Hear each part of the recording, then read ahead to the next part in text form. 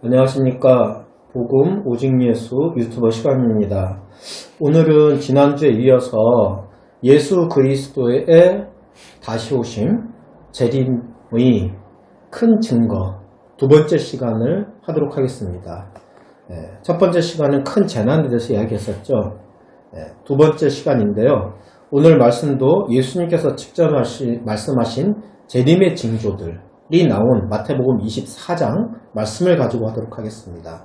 마태복음 24장 15절 말씀을 잠시 읽어보겠습니다. 그러므로 너희가 선지자 다니엘이 말한 바, 다니엘서에 예언되었다는 거죠.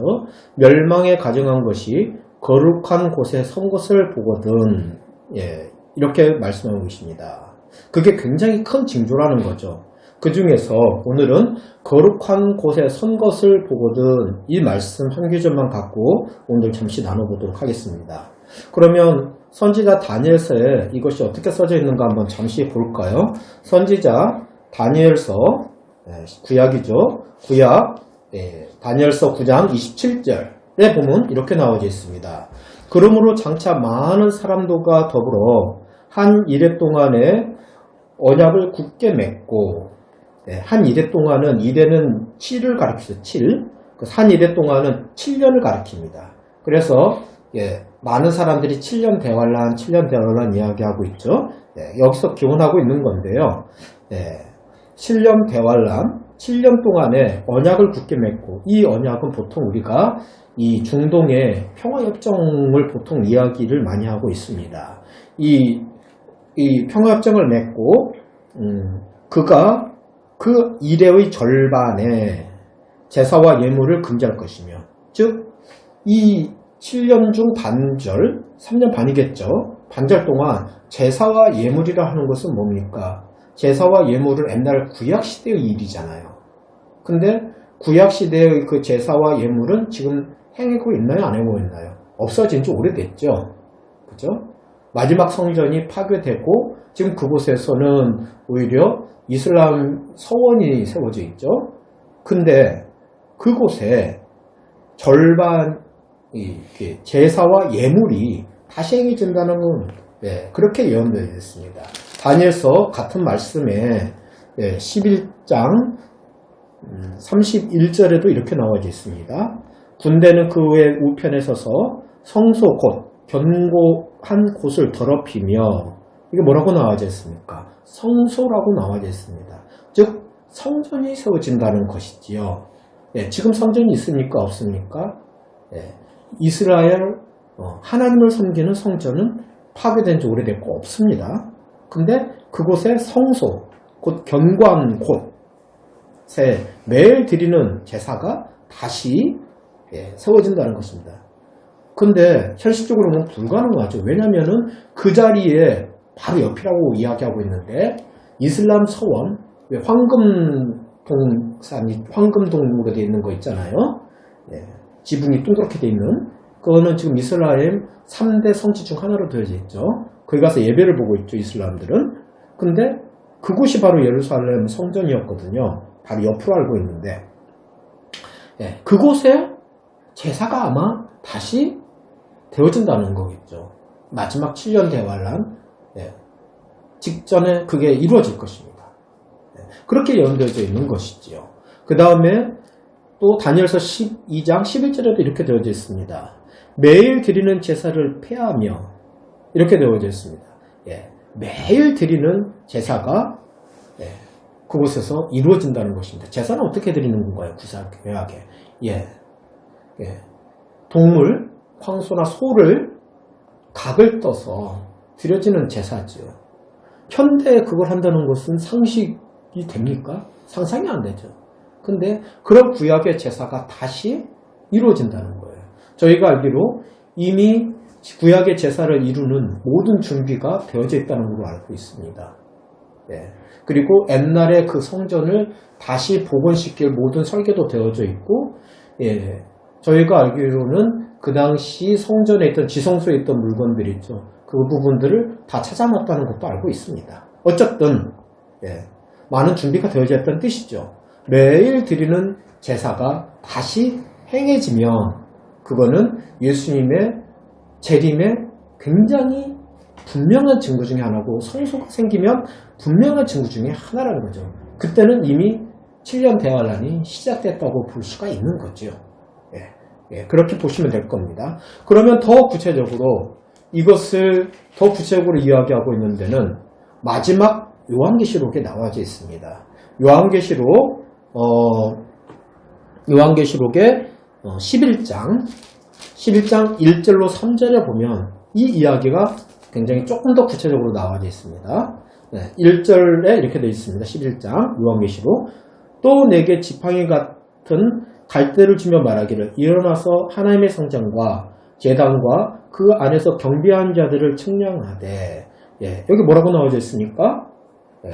마지막 때 재림의 때를 이야기하는 요한계시록이죠. 그때 하나님의 성전 분명하게 나와있죠. 하나님의 성전이 있다는 겁니다. 그리고 제단이 있다는 겁니다. 그 안에서 경배하는 자들이 있다는 겁니다.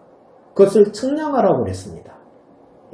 분명하게 그런 일들은 있어질 것입니다. 그때는 7일의 중에 시작인 거죠. 2절 성전 바깥마당은 측량하지 말고 그냥 두라. 바깥마당은 바깥쪽을 말하는 거겠죠. 이것은 이방인에게 주어졌은즉 이게 무엇을 의미하냐 해석은 않겠습니다만은 현재 이슬람 서원 쪽 부분과 연관이 됐을 것 같습니다. 그들이 거룩한 성을 42달 동안 짓밟으리라. 거룩한 성을 42달 동안 42달은 12로 나누면 3.5입니다. 3년 반이죠. 3년 반 동안 그 마당은 이방인들에게 짓밟힌다고 그랬습니다. 그때 3절 내가 나의 두 증인에게 권세를 주리니 그들이 굵은 베옷을 입고 1260일을 예언하리라. 이거는 다시 말하면 42달하고 같고요. 3년 반, 3년 반입니다. 그때 두 증인은 하나님에서 오신 선지자들이죠. 선지자들이 예언을 하게 될 거고 권능을 발하게 되는 그런 일들이 벌어진다고 합니다. 더 자세한 것은 요한계시록 11장에 아마 읽어보시면 아시게 될 거고요.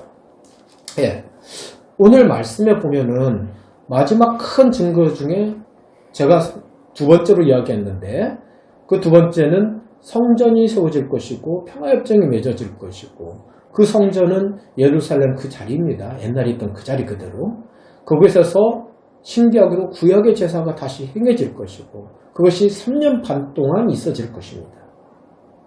그리고 선지자 두 사람이 예언을 하며 엘리야와 같은 놀라운 권능도 발할 것입니다. 그와 같은 일들이 있으면 그거는 굉장히 임박한 7년의 대환란 중에 초입일 것입니다.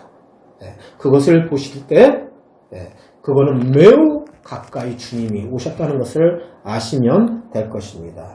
다시 한번 마태복음으로 돌아와서 한 절만 읽고 마치도록 하겠습니다. 마태복음 24장 42절입니다. 한번 읽어보실까요? 그러므로 깨어있으라. 어느 날에 너희 주가 임할는지 너희가 알지 못함이니라. 제가 계속해서 예수님의 다시 오신 재림에 대해서 매우 큰 증거 세 가지를 지금 이야기하고 오늘은 두 번째 것을 이야기했는데요. 이런 일들이 일어날 때 방황하거나 마음에 고민하거나 번민하지 마십시오. 정말 주님을 믿는 귀한 종들이라면 주님이 정말 코앞에 가까이 온 것을 찬양하시기 바랍니다. 주님이 오셨고 우리의 몸이 영의 몸으로 변화될 것이며 마지막 부활이 일어날 거고 성경은 마지막 종말을 가리키며 우리는 새 예루살렘 천국에 들어가 입성할 것입니다. 그때를 기약하시면서 이러한 일들이 마지막 때 현재도 엄청난 전쟁들 많죠. 많이 혼란스럽지요. 우크라이나, 카자흐스탄, 미얀마, 홍콩, 중남미 여러 군데서 전쟁과 난리와 엄청난 일들이 벌어지고 있죠. 그거는 하나의 재난의 시작에 조그만 것들에 불과합니다. 지난주에 말씀드렸듯이 제3차 전쟁도 있을 거고요. 또 성전도 세워지며 그곳에 제사가 있을 것이며 이런 일들은 매우 급박하게 주님의 오심을 사인하는 겁니다. 왜 사인할까요? 준비하라는 거죠. 깨어있으라는 거죠. 주님을 맞이할 새 옷을 입고 주님으로 말미암아 준비하며 거룩한 신부가 되는 준비를 하라는 겁니다. 여러분들에게 그 영의 눈이 열려서 주님을 맞이할 영적 준비를 하며 할렐루야 어서 오시옵소서 마라나타 하는 귀한 믿음의 고백들과 믿음의 갈망과 믿음의 소망이 사랑, 믿음과 소망과 사랑하죠. 그 소망이 이루어지는 때인 것을 찬양하며 기다리고 준비하시기를 바라겠습니다. 이런 징조가 있을 때 자로도 우로도 치우치지 말고 오직 예수 그리스도를 보시기를 바라겠습니다. 감사합니다.